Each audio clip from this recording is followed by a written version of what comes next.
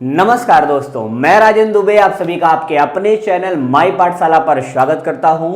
और रात के 10 बज चुके हैं और हम लोग अपनी अग्नि परीक्षा सीरीज के आज 15वें पड़ाव पर हैं। और फिर सैटरडे की तरह, पिछले सैटरडे की तरह आज हम 15 करंट के शूटर क्वेश्चन लेके आए हैं जो आपके एग्जाम के लिए बहुत ही अचूक निशाना लगा सकते हैं। तो बिल्कुल तैयार हो जाइए इन 15 सवालों के जवाब देने के लिए। चेक करिए अपने आप को कि आप कितने पानी में हैं, और अगर थोड़ी सी कमी रह गई है तो इन 15 सवालों के जवाब जो मैं देने वाला हूं उससे अपने आप को थोड़ा सा अपडेट करें। तो लेट्स स्टार्ट, शुरू होते हैं।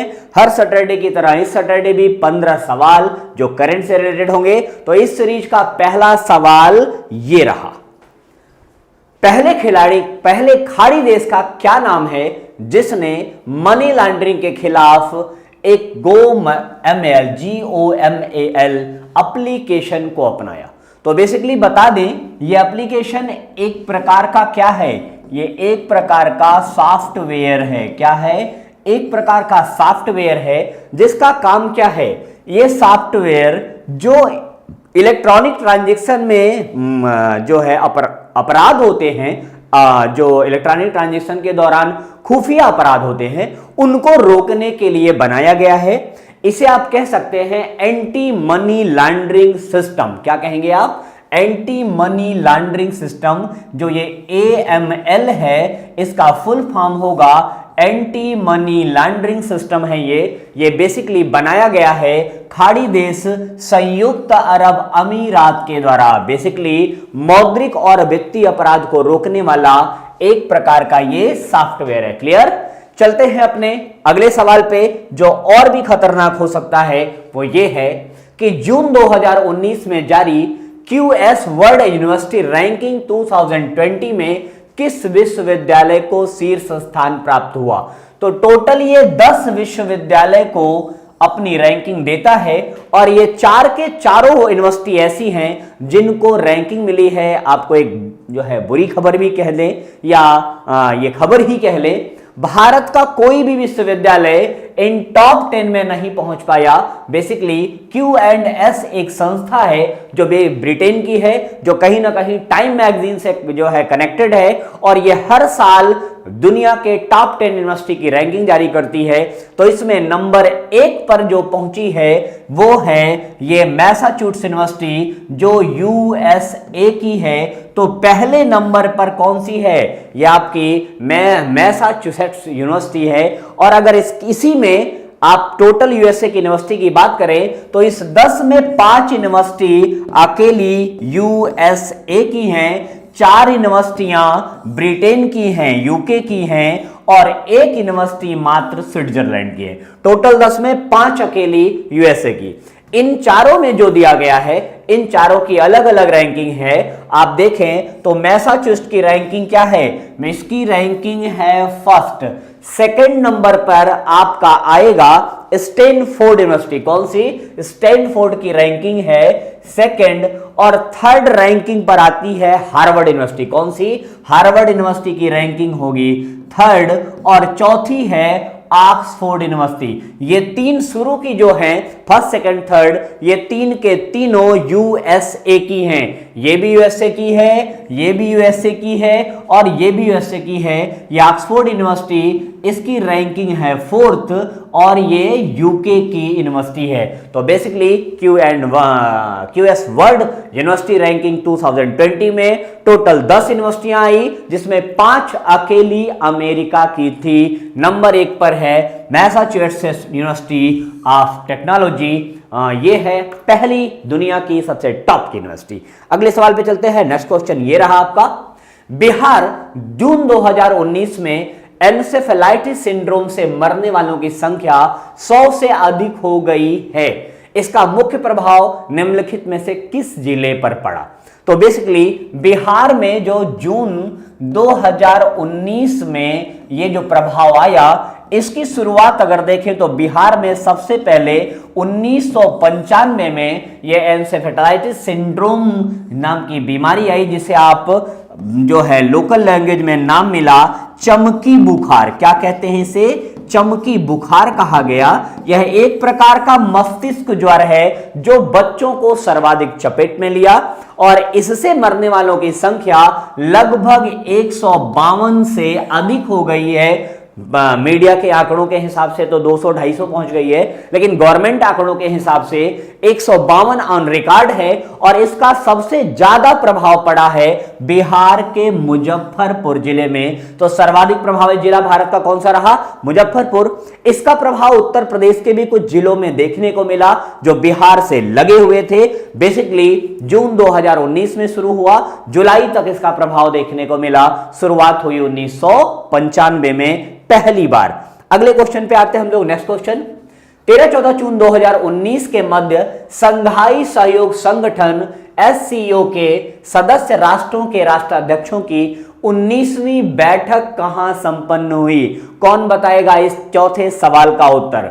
देखिए, पहली बात आते हैं संघाई सहयोग संगठन जो आपका SCO है, संघाई कॉर्पोरेशन ऑर्गेनाइजेशन, इसकी स्थापना की बात करते हैं। तो SCO की स्थापना हुई सन 2001 में और इसके सदस्य राष्ट्रों की बैठक समय अंतराल पे लगातार होती रही है। अगर इसकी बात करें तो इसका मुख्यालय जो है, SCO का मुख्यालय आप ले लें, मुख्यालय इसका है बीजिंग चीन में। कहां पर है? बीजिंग में है, जो कि कहां है?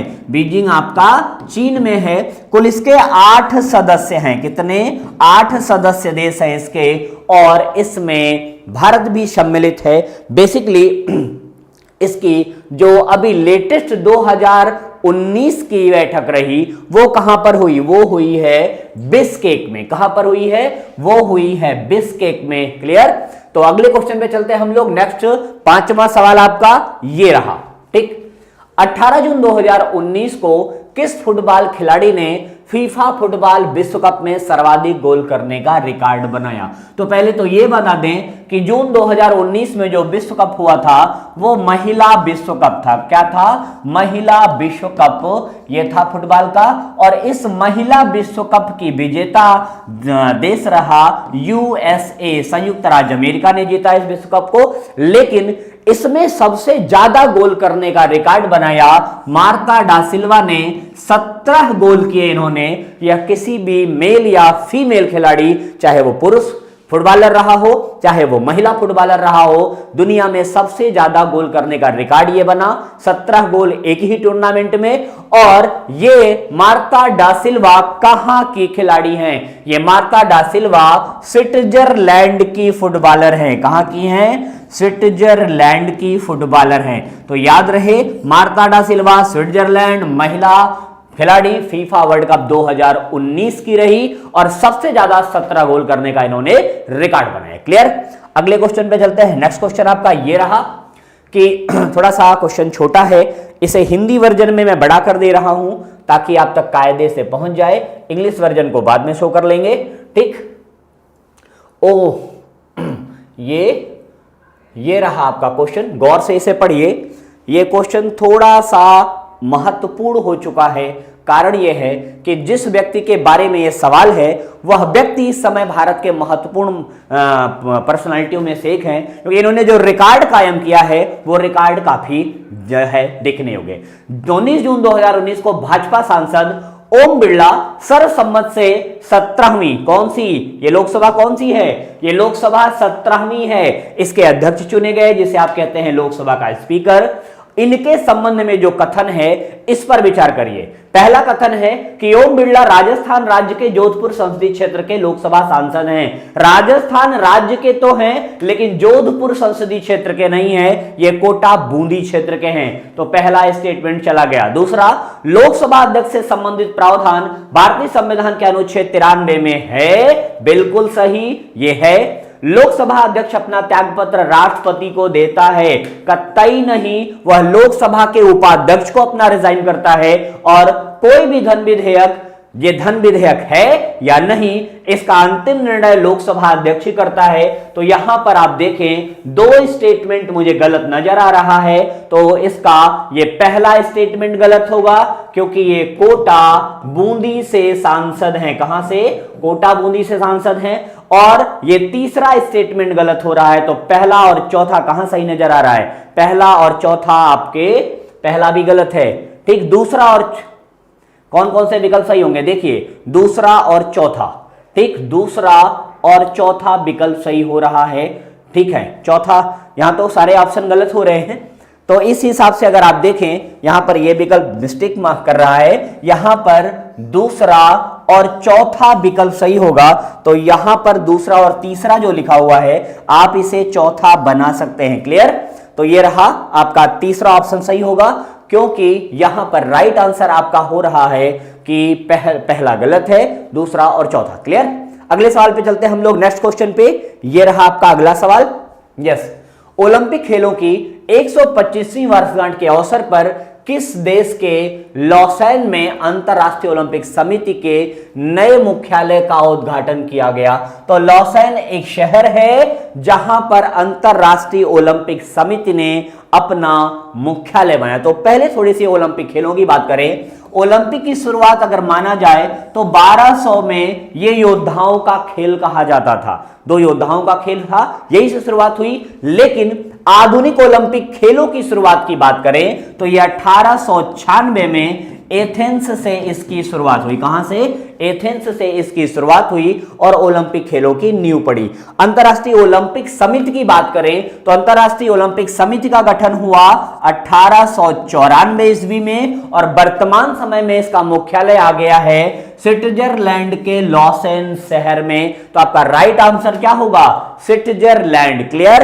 अगले सवाल पे चलते हैं, नेक्स्ट क्वेश्चन पे। यस, किस राज्य के मुख्यमंत्री ने राज्य में बाढ़ की स्थितियों के बेहतर प्रबंधन के लिए एटलस लॉन्च किया?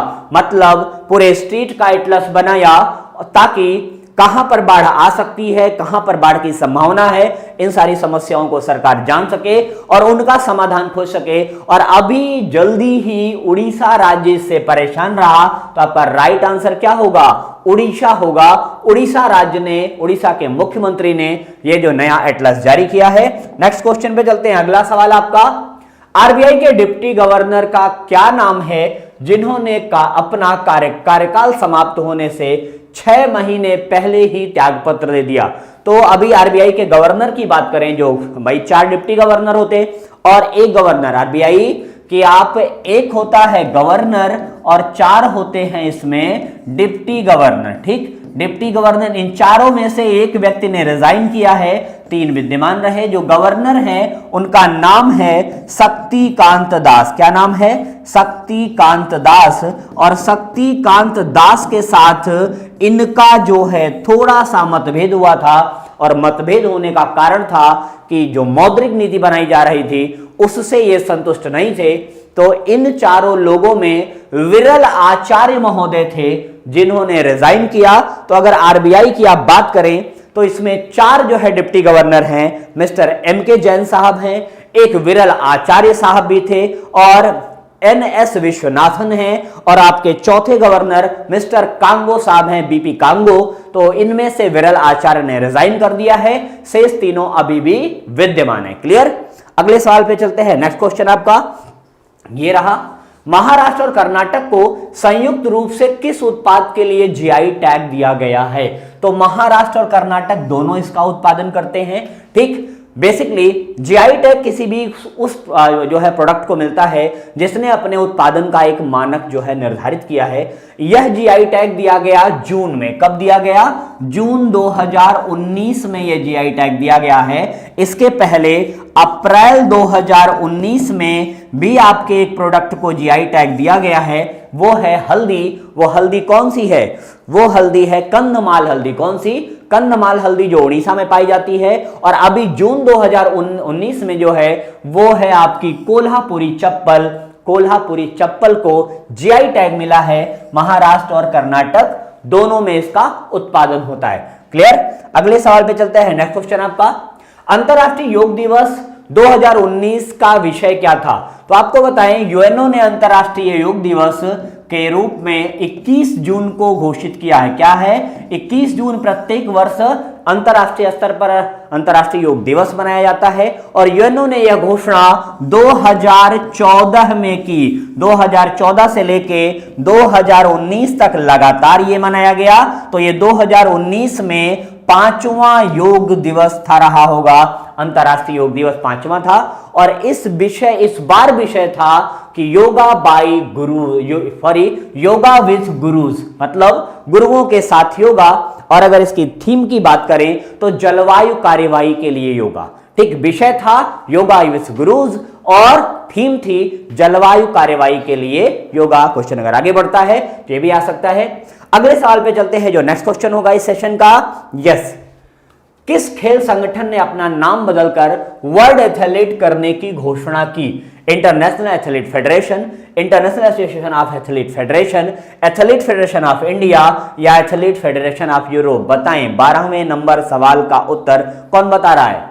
Basically international association of athlete federation ने अपना नाम बदलकर वर्ल्ड एथलेटिक्स करने का जो है निर्णय लिया है और इसका राइट आंसर होगा international association of athlete federation. Clear? अगले क्वेश्चन पे चलते हैं हम लोग। नेक्स्ट क्वेश्चन ये रहा, विश्व का सबसे ऊंचा मौसम केंद्र निम्नलिखित में से किस स्थान पर स्थापित किया जा रहा है?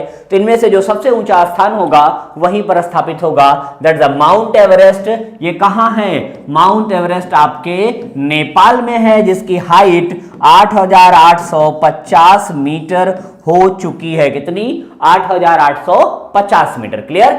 आगे चलते हैं नेक्स्ट क्वेश्चन पे। यस, ये रहा, डीआरडीओ द्वारा हाल ही में हाइपरसोनिक टेक्नोलॉजी डेमोन्स्ट्रेटर व्हीकल का सफल परीक्षण किया। इसकी अधिकतम गति क्या अपेक्षित की गई है? बेसिकली मैक में गति नापी जाती है किसकी? ध्वनि की। मैक में जब ध्वनि की गति नापे हैं तो ध्वनि की गति कितनी है? 332 मीटर पर सेकेंड। अगर इसको आप किलोमीटर में बदलते हैं तो पर आवर किलोमीटर लगभग आएगा 1234.8। कितना? ध्वनि की अगर गति लेते हैं 1234.8, ये किलोमीटर है एक घंटे में, तो यहां पर मैक्स 6 है उसकी गति। कितनी? मैक्स 6 होगी इसकी गति। और अगर मैक्स 6 को किलोमीटर में निकालें तो 7,408.8 किलोमीटर पर आवर का ये जो व्हीकल है, इतनी गति होगी ये 7,408.8 किलोमीटर